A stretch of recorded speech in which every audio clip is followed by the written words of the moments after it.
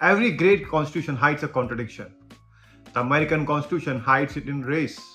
The French Constitution hides it in equality and fraternity, but no liberty in practice. The Soviet Constitution hid it in rights on paper, but none in reality. India's Constitution hides its contradictions in plain sight.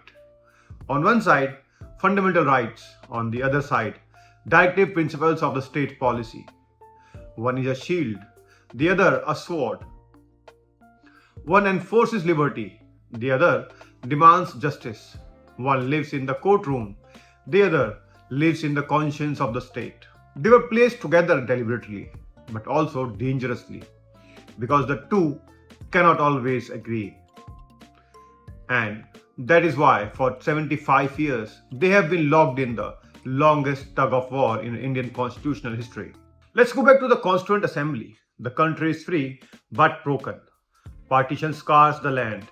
Millions are displaced, hunger, poverty, caste divisions.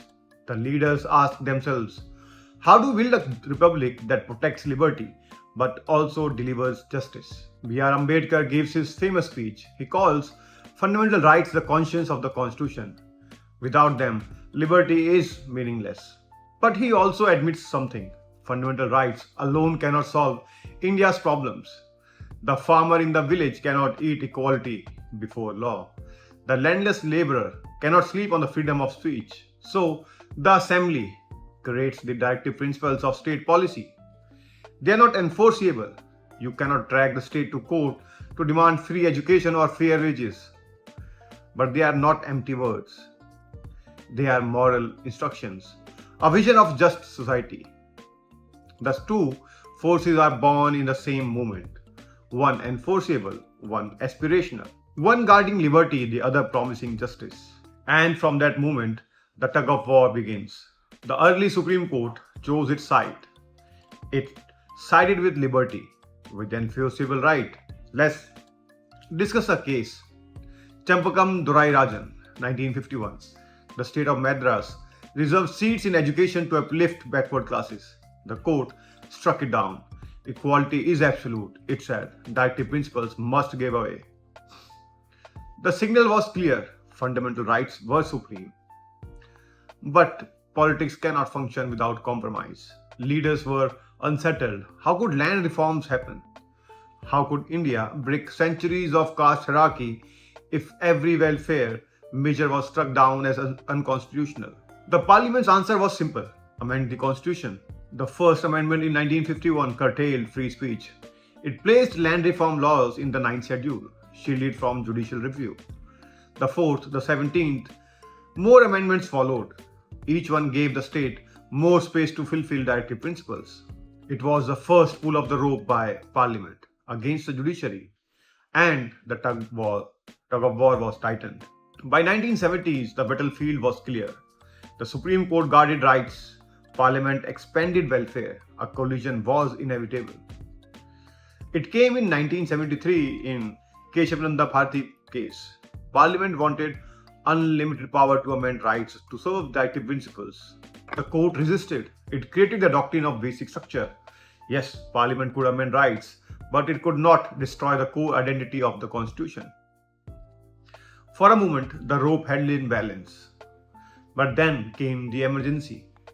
Indira Gandhi suspended rights, censorship, mass arrest, citizens stripped of remedies.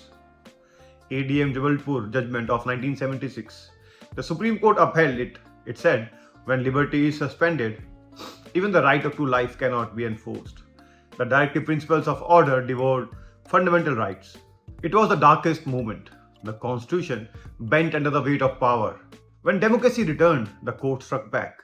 In Minerva Mills, 1980, it restored the balance. It ruled, fundamental rights and directive principles are complementary. Neither is superior. Both must exist in harmony. It was not a resolution. It was a statement. A stalemate. The tug of war continued. The 1990s brought a new India. Economic liberalization, private enterprise, a growing middle class, but also widening inequalities. The court adapted. It stopped asking which side would win. Instead, it began a creative synthesis. The judgment of Unni Krishnan of 1993, the court declared education a fundamental right by reading it into Article 21. Later, Parliament cemented it with the 86th Amendment. The Olga Taylor's judgment of 1985, the right to livelihood was read into the right to life. MC Mehta cases, the right to clean air, clean water and environment, again carved from directive principles. Through interpretation, the court gave directive principles teeth. They now lived inside fundamental rights. The rope was no longer being pulled apart, it was being braided together. This was not the end of the tug war, but it was its transformation from a fight of opposites into a fusion of philosophies. Let's step back a bit. This is not just a legal conflict, it is a philosophical conflict. Fundamental rights are rooted in the liberal tradition. Individual liberty, freedom from state interference, the citizen is sovereign. Directive principles of state policy are rooted in the socialist and Gandhian tradition. Karl Marx, Gandhi's Sarvodaya, collective welfare, the society is sovereign. The Constitution carries both traditions, the liberal West and the socialist East, the modern individual and the ancient community. But here is the truth. Liberty without justice is privilege. Justice without liberty is tyranny, which is why the Constitution never settled the conflict. It left it alive, so that every generation must ask again, how much liberty, how much justice? This tug of war is not an accident, it is the design.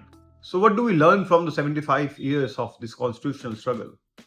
That liberty and justice are not endpoints. They are directions.